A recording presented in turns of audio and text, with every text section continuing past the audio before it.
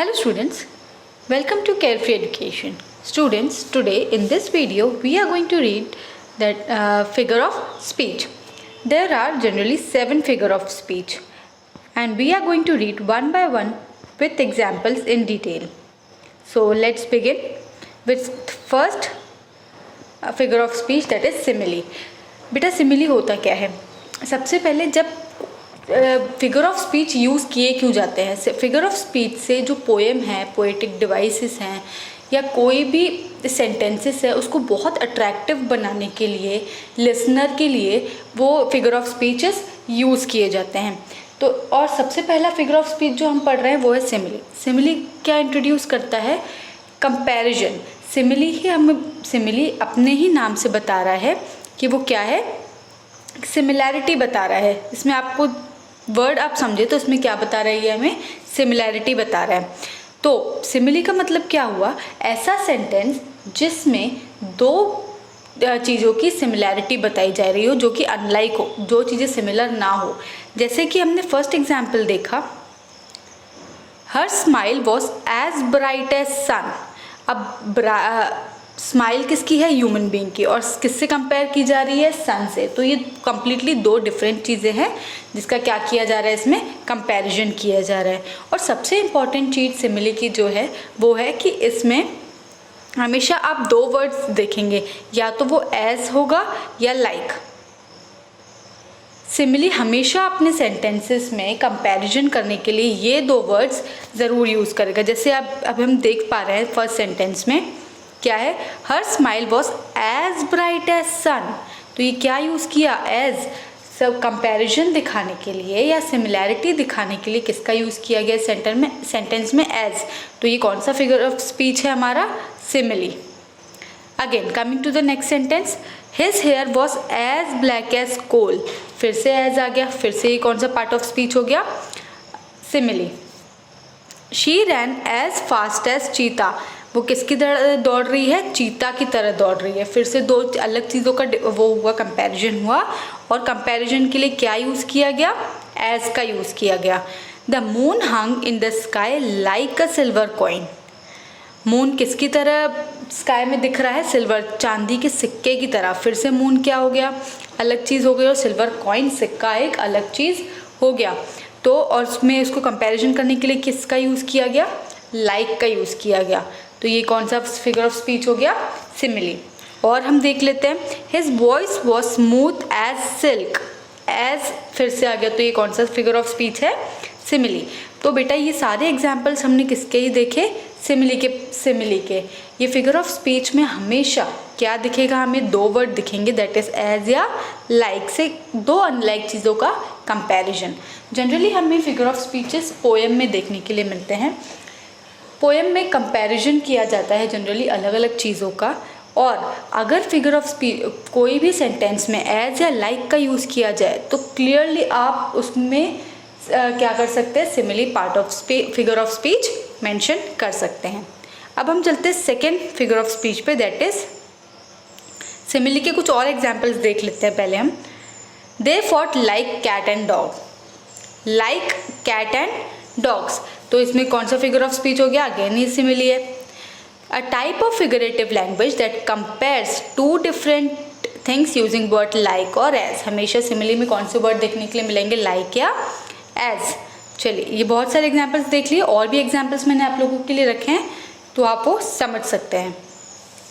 Again coming to the next part figure of speech, that is metaphor. Metaphor क्या होता है बेटा? अभी हमने देखा सिमिली में हम कंपैरिजन कर रहे हैं दो अलग चीज़ों की, और कौन से वर्ड्स यूज़ कर रहे हैं? एज और लाइक. सिमिली मेटाफॉर भी सेम है, वो भी दो अनलाइक चीज़ों का कंपैरिजन दिखाएगा, लेकिन वो लाइक और एज वर्ड यूज़ नहीं करेगा. बस इतना डिफरेंस है सिमिली और मेटाफॉर में. वो लाइक और एज वर्ड यूज़ नहीं करेगा और सिर्फ क्या यूज़ करेगा? सिर्फ क्या दिखाएगा? कंपैरिजन दिखाएगा. और वो सीधे सीधे बता देगा. जैसे अभी मैंने कंपेयर किया कि my friend is like a fish. अगर मैंने लाइक यूज़ कर लिया तो वो सिमिली हो गया. लेकिन अगर मैं डायरेक्ट बोल दूँ my friend is a fish, तो ये क्या हो जाएगा? मेटाफॉर हो जाएगा. तो अब इसके एग्जाम्पल्स देख लेते हैं. Her voice is music to my ears. उसकी आवाज़ क्या है? मेरे कानों में गाने की तरह है, इसमें ना लाइक यूज़ किया गया ना एज यूज़ किया गया, लेकिन म्यूज़िक को किससे उसकी आवाज़ को किससे कंपेयर किया गया, म्यूज़िक से कंपेयर किया गया। तो ये क्या हो गया, मेटाफॉर हो गया। फिर से टाइम इज़ मनी, अगर मैं यहीं लिखती टाइम इज़ लाइक मनी तो वो सिमिली हो जाता, लेकिन इसमें डायरेक्ट लिख दिया है टाइम इज़ मनी, टाइम ही पैसा है। कंपैरिजन करने के बजाय इसने डायरेक्ट वो चीज़ को बता ही दिया कि ये टाइम पैसा है, तो ये क्या हो जाएगा, मेटाफॉर हो जाएगा। Third thing, he is a shining star, वो शाइनिंग स्टार की तरह नहीं है, वो शाइनिंग स्टार ही है, तो वो क्या हो जाएगा, मेटाफॉर हो जाएगा। अगर यहीं लिख देते he is like a shining star तो वो लाइक के कारण क्या हो जाता, वो सिमिली बन जाता, लेकिन इसमें डायरेक्ट लिख दिया he is a shining star, तो ये क्या हो गया, मेटाफॉर हो गया। Coming to the next one, personification. अच्छा, एक बार मैं और डिफरेंस बिटवीन बता देती हूँ सिमिली और मेटाफॉर में। सिमिली में क्या वर्ड यूज कंपैरिजन करते हैं हम दो चीज़ों का, वो भी अनलाइक चीज़ें होती हैं, जैसे सन का कर दिया किससे, हमारी ब्राइटनेस, हमारे फेस के कलर से, या किसी से भी कंपैरिजन कर दिया, लेकिन उस सेंटेंस में किसका यूज़ होगा, लाइक और एज का। लेकिन मेटाफॉर में कभी भी लाइक और एज यूज़ नहीं होगा, लेकिन उसमें भी कंपैरिजन किया जाएगा दो अलग अलग चीज़ों का। Okay, now coming to the third one, that is personification. बेटा पर्सोनिफिकेशन क्या होता है, अभी हमने क्या किया, मेटाफॉर और सिमिली में कंपैरिजन्स किए, लेकिन पर्सोनिफिकेशन में कंपैरिजन नहीं होता है। उसमें क्या किया जाता है, किसी नॉन लिविंग थिंग को, जैसे म्यूज़िक हो गया, कॉइन्स हो गए, या तो फिर टमाटो हो गया, पोटैटो हो गया, नॉन लिविंग थिंग को डायरेक्टली क्या किया जाता है, ह्यूमन एक्टिविटीज़ के साथ ह्यूमन एक्टिविटीज़ करते हुए बता दिया जाता है। जैसे माई आईपॉड डाइड, मेरा आईपॉड मर गया। अब क्या ये पॉसिबल है कि आईपॉड मर जाए। The trees danced in the breeze, क्या ट्रीज का डांस करना पॉसिबल है। तो इसमें क्या बताया जाता है, जो ट्रीज हैं जो काम नहीं कर सकती उसको ह्यूमन एक्टिविटीज़ के साथ क्या किया जाता है, ह्यूमन एक्टिविटीज़ की तरह बता दिया जाता है। जैसे ट्रीज डांस कर रही हैं, माई बुक इज़ क्राइंग, अब बुक रो कैसे सकती है, पॉसिबल है नहीं। लेकिन जो ये नॉन लिविंग थिंग है इसको क्या कर दिया, लिविंग जैसे ह्यूमन बींग्स के एक्टिविटीज़ में करते हुए बता रहे हैं, तो वो क्या है, पर्सोनिफिकेशन। नाम से हमें समझ में आ रहा है कि वो पर्सन की तरह ट्रीट करना है, उसको ह्यूमन बींग की तरह चीज़ों को ट्रीट किया जाता है। The picture says a lot, picture बहुत कुछ बता देती है, तो ये क्या पॉसिबल है, नहीं।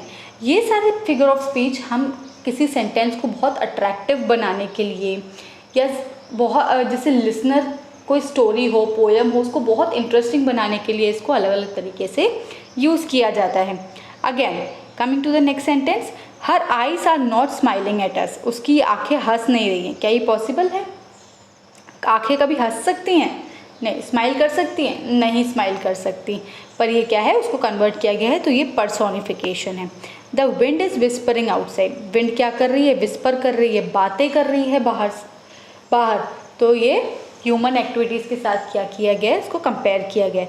बेटा ये वीडियो आपको एक बार में तो समझ नहीं आएगा, एटलीस्ट आप इसको 2 बार तो ज़रूर ही देखें और ये examples back to back read करें।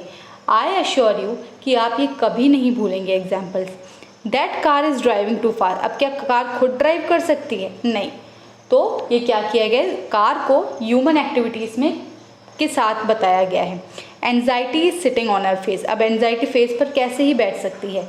तो कुछ जो अनरियलिस्टिक चीज़ें होती हैं जो ह्यूमन एक्टिविटीज़ के साथ बताई जाती हैं उसे हम पर्सोनिफिकेशन कहते हैं। ये कुछ एग्जाम्पल्स और हैं जो आप पढ़ सकते हैं। इसके अलावा आज हमने सिर्फ 3 ही इस वीडियो में फिगर ऑफ स्पीच किए हैं, 4 फिगर ऑफ स्पीच और पेंडिंग हैं, क्योंकि टोटल 7 फिगर ऑफ स्पीच हैं। इसमें अगर आपको कोई भी डाउट है आप कमेंट सेक्शन में मेंशन कर सकते हैं, मैं नेक्स्ट वीडियो में उसके सोल्यूशन के साथ ज़रूर आऊँगी, और बाकी के फिगर ऑफ स्पीच हम नेक्स्ट पार्ट में देखेंगे। Thank you so much.